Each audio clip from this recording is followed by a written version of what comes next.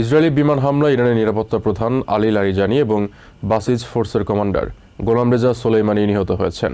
মঙ্গলবার স্থানীয় সময় রাতে এর সত্যতা নিশ্চিত করেছে ইরানের রাষ্ট্রীয় সংবাদ মাধ্যম। এর আগে এক ভিডিও বার্তায় ইসরায়েলের প্রতিরক্ষামন্ত্রী ইসরায়েল ক্যাটস জানান, তেহরানের কাছে সুনির্দিষ্ট বিমান হামলায় লারিজানি ও সোলেইমানিকে হত্যা করেছে ইসরায়েলি বাহিনী।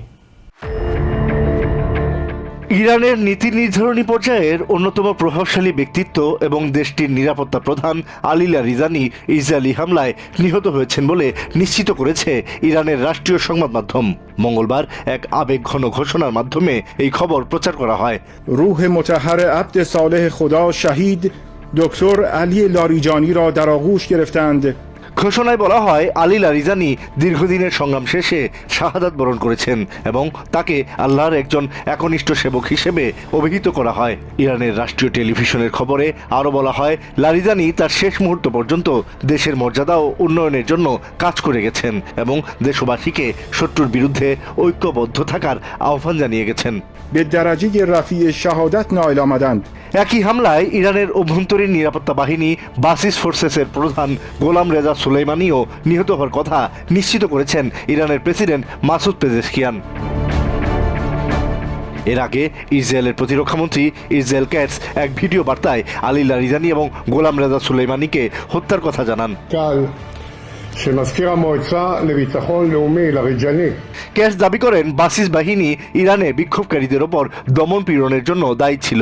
וכל מסוכלי ציר הרשע במעמקי הגיהנום। পরে ইসরায়েলের প্রধানমন্ত্রী বেঞ্জামিন নেতানিয়াহু আরেকটি ভিডিও বার্তায় লারিজানিকে আইআরজিসির শীর্ষ পর্যায়ের নেতা হিসেবে উল্লেখ করে বলেন, ইসরায়েলি বিমান বাহিনী এবং ড্রোন ইউনিটের নিখুঁত অভিযানে এই সাফল্য অর্জিত হয়েছে। הבוקר חיסלנו את עלי লারিজানি। আজ সকালে আমরা আলী লারিজানিকে নির্মূল করেছি। আলী লারিজানি ছিলেন রেভলিউশনারি গার্ডসের প্রধান, যা মূলত একদল গ্যাংস্টারের সংগঠন এবং বাস্তবে তারা ইরানকে পরিচালনা করে। লারিজানির সঙ্গে আমরা বাসিস বাহিনীর কমান্ডারকেও নির্মূল করেছি, যারা এই গ্যাংস্টারদের সহায়ক এবং ইরানের জনগণের বিরুদ্ধে সহিংসতা চালায়। אחרות של איראן נגד האוכלוסייה। প্রেসিডেন্ট ডোনাল্ড ট্রাম্পের সাথে তার দীর্ঘ আলোচনার কথা উল্লেখ করে নেতানিয়াহু আরও বলেন, সামনে আরও অনেক বড় চমক অপেক্ষা করছে। גם שם אנחנו פועלים מהאוויר עם מטוסים। আমরা উপসাগরীয় অঞ্চলে আমেরিকান মিত্রদের সহায়তা করছি। এ বিষয়ে গতকাল আমি প্রেসিডেন্ট ট্রাম্পের সঙ্গে দীর্ঘ আলোচনা করেছি। সামনে আরও অনেক চমক আছে।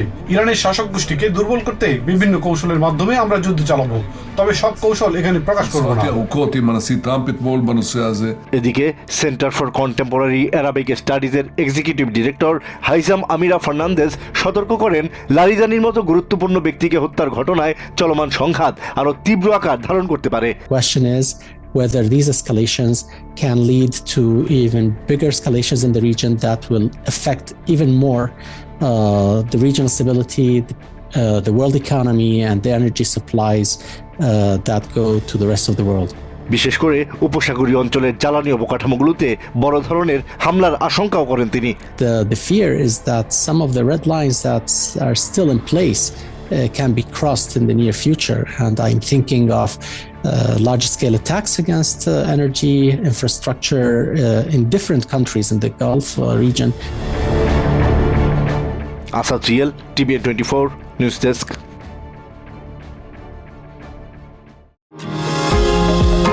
নিউ ইয়র্ক থেকে সম্প্রচারিত TVN 24 টেলিভিশন বিশ্বজুড়ে বাঙালির কণ্ঠস্বর।